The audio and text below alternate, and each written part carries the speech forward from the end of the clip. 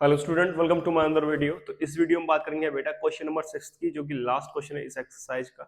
ठीक है, काफी इजी है, दिखने में थोड़ा सा लेंथी लग रहा है बट बहुत इजी है, प्रीवियस क्वेश्चन से भी ज्यादा इजी है, समझ लीजिए। ठीक है, क्या बोल रहा है, एक कॉटेज इंडस्ट्री है, प्रोड्यूस करती है सर्टेन नंबर ऑफ आर्टिकल।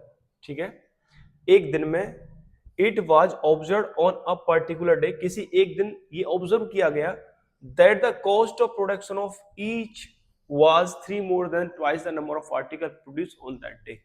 उस दिन जितने भी आर्टिकल बन रहे थे, ठीक है, अब जब प्राइस की बात करें कि एक आर्टिकल का प्राइस क्या था, तो वो क्या बोल रहा है, देखो 3 मोर देन, 3 ज्यादा, किससे, twice the number of article. यदि उस दिन नंबर ऑफ आर्टिकल एक्स बन रहे थे तो उस एक्स में यदि मैं 2 से मल्टीप्लाई करूंगा तो उसका क्या हो जाएगा, ट्वाइस हो जाएगा। ठीक है, तो 2x एंड 3 मोर, और उसमें यदि मैं 3 ऐड कर दूं तो मेरी एक एक्सप्रेशन बनेगी 2x प्लस 3, यानी कि ये कॉस्ट है किसका, एक आर्टिकल का। ठीक है, यदि उस दिन नंबर ऑफ आर्टिकल x बन रहे हैं, तो सिंपल सा लॉजिक है, इसमें नंबर ऑफ आर्टिकल कितने बने पूछ रहा है and cost of one article पूछ रहा है। तो यहां पे क्या करेंगे हम सॉल्यूशन में बेटा, लेट कर लेते हैं हम the number of article, number of article produce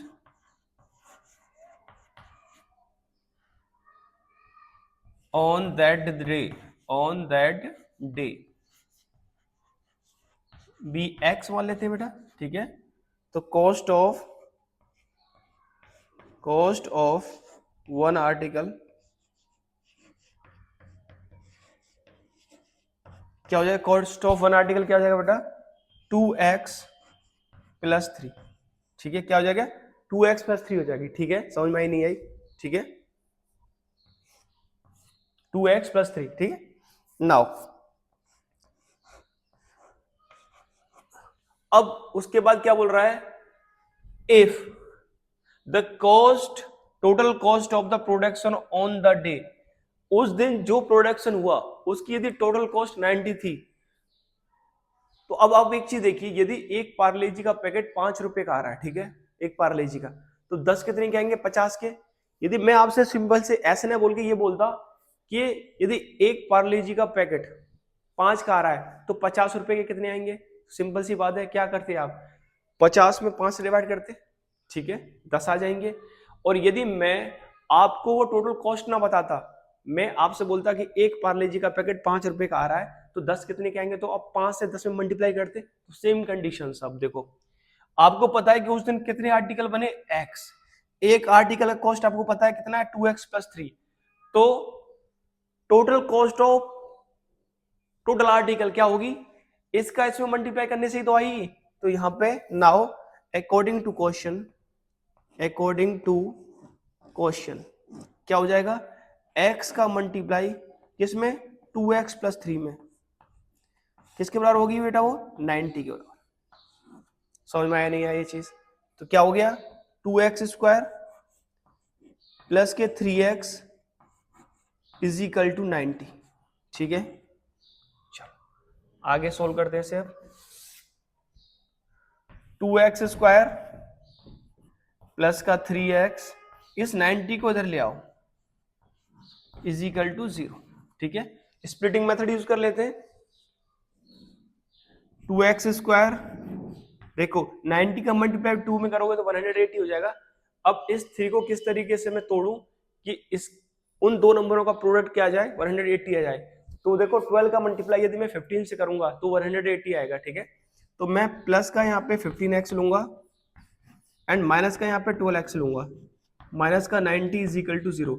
अब मेरे को क्या है, इन पेयरों को यदि स्मूथली सोल्व करना है तो एक्सचेंज कर लूंगा इन दोनों को, 2x स्क्वायर माइनस के 12x प्लस का 15x माइनस का 90 इज इक्वल टू 0। ठीक है, यहां से देखो 2x कॉमन लिया मैंने, क्या बचेगा, x माइनस का 6, और यहां से मैंने 15 कॉमन लिया, क्या बचेगा, x माइनस का 6 इज इक्वल टू 0।